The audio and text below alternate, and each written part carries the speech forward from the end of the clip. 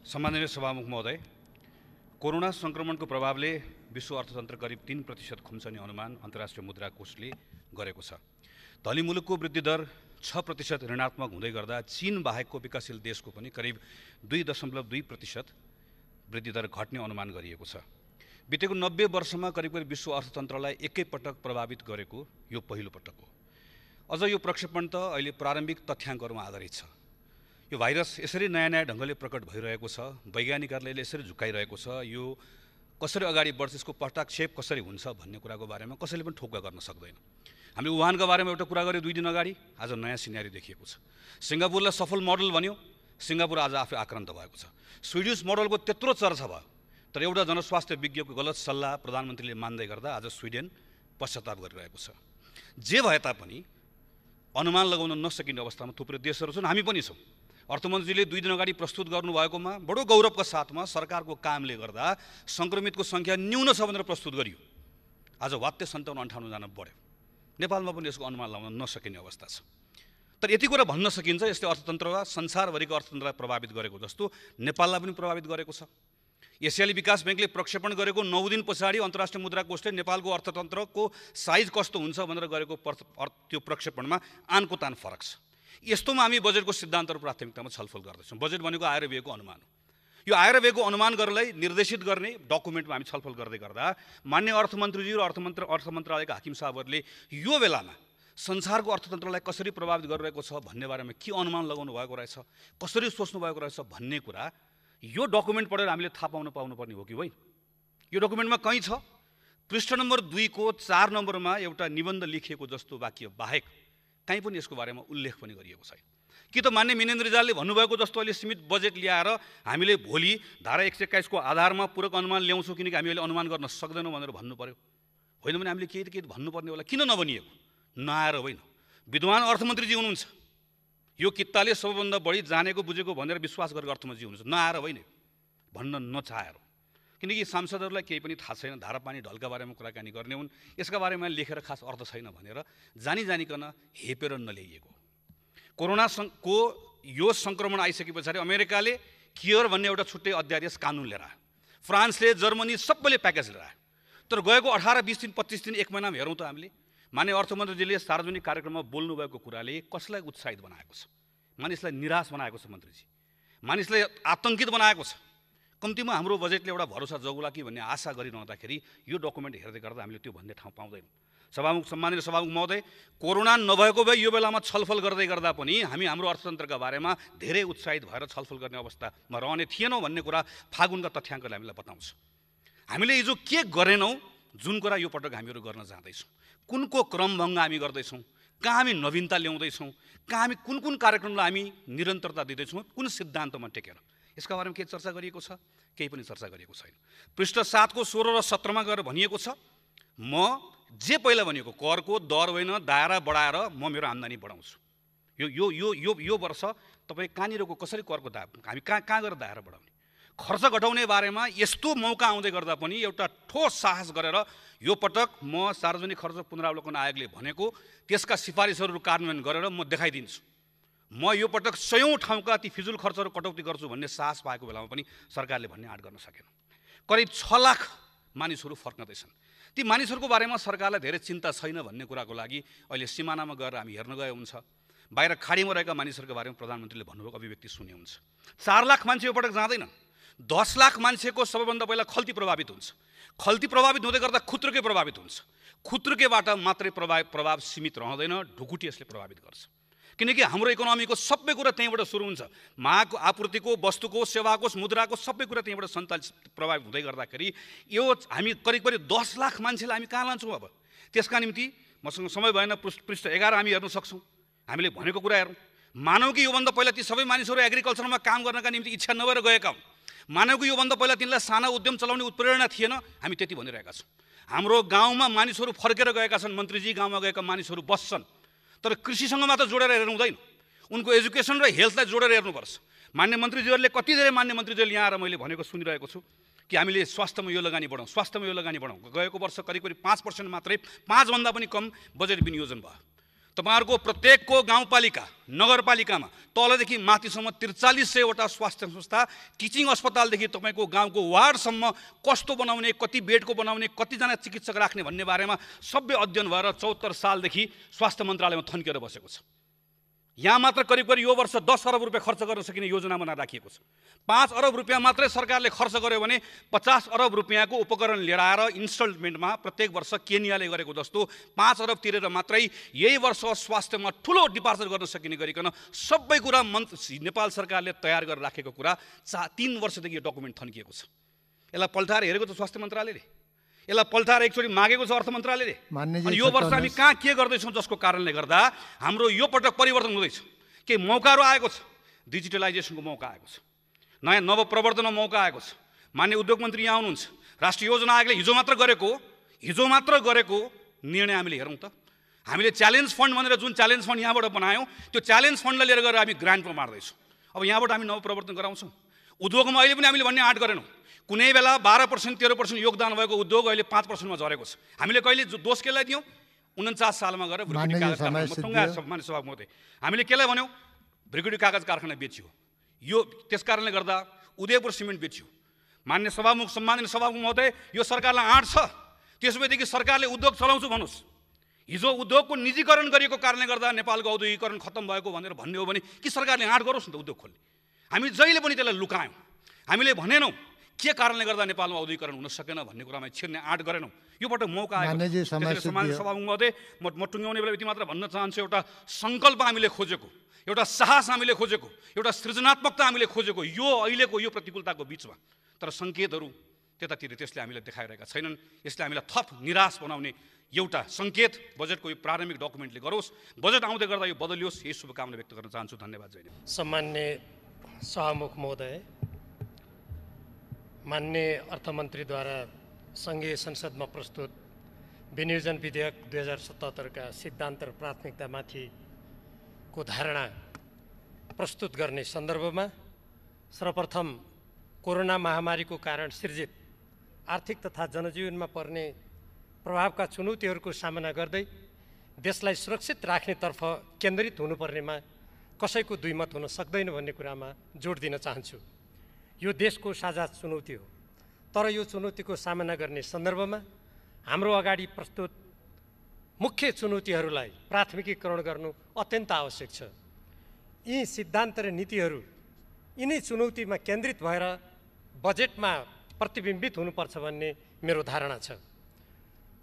अहिलेको जुन अवस्था छ त्यो अवस्थामा कृषि र राष्ट्रिय सुरक्षालाई अत्यधिक महत्त्व दिनु अत्यन्त आवश्यक छ। किनभने नेपाल बाहिर रहेका लाखौँ नेपालीहरू त्यहाँ जुन प्रकारको गम्भीर परिस्थितिको सामना गरिरहेका छन्, ती नेपालीहरू अब निकट भविष्यमा स्वदेश फर्किनुपर्ने बाध्यात्मक परिस्थिति सिर्जना हुन सक्ने देखिँदैछ। सुरक्षाको स्थितिको बारेमा मैले चर्चा गरिरहनु पर्दैन। नेपालको लिम्पियाधुरा, लिपुलेक लगायत कालापानी क्षेत्रमा भारतले अतिक्रमण गरेको छ र यस अतिक्रमणको सम्बन्धमा यस सम्मानित सदनमा र संसदका विभिन्न समितिहरूबाट पटक पटक नेपाल सरकारको ध्यान आकर्षित गराइएको थियो र ती क्षेत्रहरूको सुरक्षाको लागि आवाज बुलन्द गरिएको थियो। तर अहिलेसम्म त्यसमा कुनै सार्थक पाइला चालिएको छैन।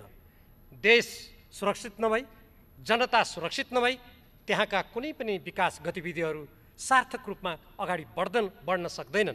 त्यसकारण यो राष्ट्रिय सुरक्षालाई प्राथमिकतामा राख्नुपर्छ भन्नुको अर्थ हाम्रो सिमानाको सुरक्षा गर्नको लागि त्यहाँ आवश्यक सुरक्षाकर्मीहरू खटाउने र ती सुरक्षाकर्मीहरूको लागि बस्ने, खाने, लुगा, कपडा, उपकरणहरूको उचित प्रबन्ध गर्नुपर्ने कुराहरू पर्दछन्।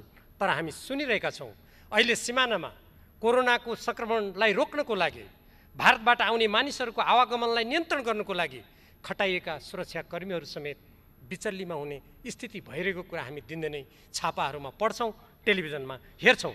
त्यसकारण मैले अब आउने बजेटमा नीति सिद्धान्त बनाउँदा ती व्यक्तिहरूको लागि, ती सुरक्षाकर्मीहरूको लागि र ती सिमानाका क्षेत्रहरूमा तुरुन्तै भौतिक संरचनाहरू निर्माण गर्ने लगायत ती व्यक्तिहरूको लागि आवश्यक उपकरणहरूको प्रबन्ध गर्ने नीति प्रष्ट रूपमा अगाडि सारिनु पर्दछ। हामीले अहिले जुन कालापानी क्षेत्रको कुरा गरिरहेका छौँ, त्यहाँ पनि धेरै समय अगाडि नेपाली सेनालाई सडक निर्माण गर्नुपर्ने कुराको आवश्यकता बोध भएर जिम्मा दिएको थियो भन्ने कुरा हामीले जानेका हौँ, बुझेका हौँ। तर त्यो सम्बन्धमा अहिलेसम्म कुनै काम भएन, किनभने नीति र सिद्धान्तलाई व्यवहारमा रूपान्तरण गरिँदैन भने त्यो नीति र सिद्धान्तको कुनै पनि अर्थ हुँदैन। पञ्चायतकालमा समेत त्यहाँ सीतापुल भन्ने ठाउँमा भारतसँगको भन्सार र टिङ्कर नाका भन्ने ठाउँमा चीनसँगको भन्सार सञ्चालित थियो। हामी जनताबाट अनुमोदित, यत्रो जनताको समर्थन प्राप्त हामी त्यो पञ्चायतकालमा समेत भएको त्यो भन्सार बिन्दु र त्यसपछिको बहुदलीय व्यवस्थामा समेत भएको भन्सार बिन्दु पुनर्स्थापना गर्नको लागि नीति र सिद्धान्त यदि राष्ट्रिय सुरक्षा राष्ट्रिय हितमा केन्द्रित हुनेछ भनेर मन्त्रीजीले भन्नुभएको जस्तै साँच्चीकै हो भने त्यहाँ पाइला चाल्न हामीलाई केले रोक्छ? यी कुराहरू यो नीति र सिद्धान्तलाई व्यवहारमा रूपान्तरण गर्ने सन्दर्भका अत्यन्त महत्त्वपूर्ण पक्ष हुन्। यतातर्फ ध्यान दिनु अत्यन्त आवश्यक छ। मैले अघि कृषिको जुन कुरा गर्दै थिएँ त्यसमा पनि ठोस कार्यक्रमहरू ल्याइनु पर्यो। यस सन्दर्भमा माननीय मन्त्रीजीले आफ्नो प्रस्तुतिको पृष्ठ नम्बर 12मा भन्नुभएको छ, कृषिमा टुटेको उत्पादन सम्बन्धलाई कोरोना महामारी पश्चात प्राप्त हुने सम्भावनालाई पुनर्स्थापित गर्ने अवसरका रूपमा लिने। यो मैले बुझिनँ। यो टुटेको सम्बन्ध भनेको अहिले कोरोनाको कारणले टुटेको सम्बन्ध भनेको हो कि समग्रतामा नेपालको संरचनागत प्रणालीमा रहेको कुरा हो? यो स्पष्ट छैन। जे होस्, उहाँले त्यो पछि प्रश्न पार्नुहोला। म यस सन्दर्भमा यति मात्रै भन्न चाहन्छु, अहिले यदि टुटेको सम्बन्धलाई जोड्ने नेपाल सरकारको नीति हो भने अहिले ग्रामीण क्षेत्रबाट तरकारी हाम्रो बजारमा आइरहेको छैन, दुध हाम्रो बजारमा आइरहेको छैन, नेपाली उत्पादन सडेर जाने स्थिति छ। तर हामीले सुनेका छौँ ट्रकका ट्रक भारतीय तरकारी हाम्रो बजारमा आइरहेको छ। यो टुटेको सम्बन्ध जोड्ने हो कि नेपालको उत्पादन प्रणालीलाई झन् टुटाउने हो? यस सम्बन्धमा यो नीति र सिद्धान्तको जुन कुरा गरिएको छ, भोलि बजेटमा यो कुरा आउँदा यतातर्फ गम्भीर भएर सोच्नु अत्यन्त आवश्यक छ। होइन भने हाम्रो अर्थतन्त्रलाई आत्मनिर्भर बनाउने भन्ने जुन नीति र सिद्धान्तमा उल्लेख गरिएको छ, म त्यस्तो समर्थन गर्न चाहन्छु। तर त्यो कहिल्यै कार्यान्वयन हुनेवाला छैन, त्यो प्राप्त पनि हुँदैन। अर्काको उत्पादनलाई त्यो कति त्यहाँ सङ्क्रमण रहित बनाएर ल्याइएको छ, त्यहाँ आउने मान्छेहरू कुन रूपमा आएको छ नेपाली जनतालाई कुनै थाहा छैन। तर आफ्नै देशमा भएका उत्पादनहरू, फलफुलहरू ती बजारसम्म आउन सकिरहेका छैनन्। त्यसकारण यो नीति र सिद्धान्तको सन्दर्भमा यो कुरा गर्दा गम्भीर रूपमा सोच्नु अत्यन्त आवश्यक छ। कल्याणकारी राज्यको अवधारणा समाजवाद उन्मुख आर्थिक प्रणाली अपनाउने कुरा अर्थमन्त्रीजीले जुन चर्चा गर्नुभएको छ त्यो राम्रो कुरा हो। तर त्यो समाजवाद उन्मुख अर्थतन्त्र र कल्याणकारी राज्यको सिद्धान्त केही दलाल नोकरशाही पुँजीपतिहरूलाई व्यवहारमा प्रश्रय दिएर र ठुला विदेशी एकाधिकारवादीहरूलाई विभिन्न सम्झौता मार्फत, विभिन्न व्यवहार मार्फत उनीहरूले हाम्रो अर्थतन्त्रका नसा, हाम्रा स्नायु प्रणालीहरूलाई नियन्त्रण गर्ने कुरा व्यवहारमा गरेर यसरी यो समाजवाद उन्मुख अर्थतन्त्र र आत्मनिर्भरता र समाज यो कल्याणकारी राज्यको परिकल्पनालाई हामी पूर्णतामा पुर्याउन सक्दैनौँ। मलाई विश्वास छ, आशा छ, आउने बजेटमा यसलाई व्यवहारमा रूपान्तरण गर्दा यो सिद्धान्त र नीतिलाई साँच्चीकै व्यवहारमा कार्यान्वयन गरेर आउला भन्ने म अपेक्षा गर्दछु। उत्पादनका साधनमा सबै नागरिकहरूको पहुँच स्थापित गर्ने र लाभको न्यायोचित वितरण गर्ने र विपन्नता र गरिबी असमानता हटाउने कुरा राम्रो कुरा हो। तर विगतका दिनहरूलाई हामीले हेऱ्यौँ भने यी कुराहरू व्यवहारमा कार्यान्वयन भएको देखिँदैन र यसलाई व्यवहारमा कार्यान्वयन गर्नुको लागि अब जुन सुशासनको हामीले कुरा गरेका छौँ, भ्रष्टाचार विरुद्धको शून्य सहनशीलता नीतिगत भ्रष्टाचार हुन नदिने कुरालाई अर्थमन्त्रीजीको जुन प्रस्तुतिमा चर्चा गरिएको छ, यसलाई साँच्चीकै कुनै पनि शक्तिशाली व्यक्ति किन नहोस्, राज्य सत्ता र शक्तिका निकट किन नहोस्, यदि कुनै व्यक्तिले भ्रष्टाचारयुक्त काम गरेको छ भने निजहरूलाई कारबाही गर्न हाम्रा राज्यका निकायहरूले स्वतन्त्रतापूर्वक कुनै धक नमानेर काम गर्न सक्ने वातावरण सिर्जना हुनुपर्छ। तब यो नीतिगत र सैद्धान्तिक कुराले त्यहाँ व्यवहारमा सार्थकता प्राप्त गर्नेछ। राष्ट्रिय सुरक्षाको सुदृढीकरण, राष्ट्रिय सुरक्षा प्रणाली तथा राष्ट्रिय हित अनुकूलको परराष्ट्र नीतिको जुन चर्चा गरिएको छ, म यसको पूर्ण रूपमा समर्थन गर्न चाहन्छु। तर यो कुरा गरिरहँदा नेपालको सार्वभौम सत्ता, नेपालको स्वतन्त्रता स्वाधीनताको सन्दर्भमा संयुक्त राष्ट्रको बडापत्र, असंलग्नताका सिद्धान्तहरू, पञ्चशीलका सिद्धान्त अनुकूल राज्यले अरू देशहरूसँग गर्ने व्यवहार, स्वतन्त्र परराष्ट्र नीति परिचालन गर्ने कुरामा दृढता र कुनै पनि शक्तिका सामु सार्वभौम सत्ता कसैको पनि सानो ठुलो हुन सक्दैन। हामी सार्वभौम समानताको सिद्धान्तमा अडेर अगाडि बढ्छौँ भन्ने कुरा राष्ट्रिय साधन स्रोतको अधिकतम प्रयोगमा प्रतिबिम्बित हुनुपर्दछ। विभिन्न सन्धि सम्झौताहरू गर्दा त्यहाँ प्रतिबिम्बित हुनुपर्दछ। हाम्रो समाना मिचिँदा तराई क्षेत्र पुरै डुबानमा पार्ने गरी भारतले सिमानामा भौतिक संरचना निर्माण गर्दा त्यसको डटेर अन्तर्राष्ट्रिय कानुन अनुसार दुई देशको असल छिमेकी मित्रताको नीति अनुरूप र सभ्य देशको आज सम्बन्ध सञ्चालन गर्नुपर्ने मान्यता अनुरूप सरकारी निकायहरू अड्नु पर्दछ। तर कहिलेकाहीँ हामी सुन्छौँ सम्झौता गर्न जाँदा त्यहाँबाट सहमति गर्न आउँदा यहाँ देशभक्त नेपालीहरूले चिच्याउनु पर्ने स्थिति बेला बेलामा सिर्जना हुने गरेको छ। त्यसबाट आजको यो लोकतान्त्रिक नेपाल, गणतान्त्रिक नेपाल, सङ्घीय नेपाल मुक्त हुनुपर्दछ। यो नेपाली जनताले व्यक्त गरेको अभिमत हो। यसको साथसाथै नेपालको सीमा सुरक्षा, राष्ट्रिय प्राकृतिक स्रोतहरूको राष्ट्रिय अनुकूल अत्यधिक प्रयोग गर्ने कुरा मैले अघि जुन भर्खरै भने, यी सबै कुराहरू नेपालको राष्ट्रिय सुरक्षालाई सुदृढ गर्दाखेरि मात्रै सम्भव हुने भएको हुनाले तुरुन्त नेपालको नक्सा जारी गर्नुपर्छ र नेपालको नक्सा जारी गरेर नेपाली जनताले त्यो सीमाभित्र स्वाधीनतापूर्वक त्यसपछि आफ्नो अधिकारको उपभोग गर्छन्, आफ्नो स्वनिर्णयलाई उनीहरूले कार्यरूपमा परिणत गर्छन् भन्ने कुरा स्थापित हुनुपर्छ। त्यसकारण अर्थमन्त्रीजीले भर्खरै जुन यो विनियोजन विधेयक 2077 का सिद्धान्त र प्राथमिकताको चर्चा गर्नुभएको छ, यद्यपि यसलाई अझ गहन रूपमा, विस्तृत रूपमा यसका सिद्धान्त र नीतिलाई व्यवहारको कसीमा राखेर चर्चा गर्ने यहाँ समय छैन। मूलभूत रूपमा हामीले जुन रूपान्तरित राजनीतिक प्रणालीमा हामी आएका छौँ तदनुकूल हाम्रो राष्ट्रिय स्वाधीनता, स्वतन्त्रता, अखण्डता, स्वाधीनता, हाम्रो अर्थतन्त्र, हाम्रो समृद्धि र प्रवासमा रहेका लाखौँ नेपालीहरू जुन यहाँ आउने अवस्था छ, भारतको सिमानामा रहेका नेपालीहरू अलपत्र परेकालाई यहाँ ल्याउनु पर्ने अवस्था छ, भारतबाट लाखौँ नेपालीहरू यहाँ आउने सम्भावना छ। यी सम्पूर्ण कुरालाई ध्यानमा राखेर यो नीति तथा सिद्धान्तलाई आउने बजेटमा रूपान्तरित गर्नको लागि म हार्दिक आग्रह गर्दछु। धन्यवाद।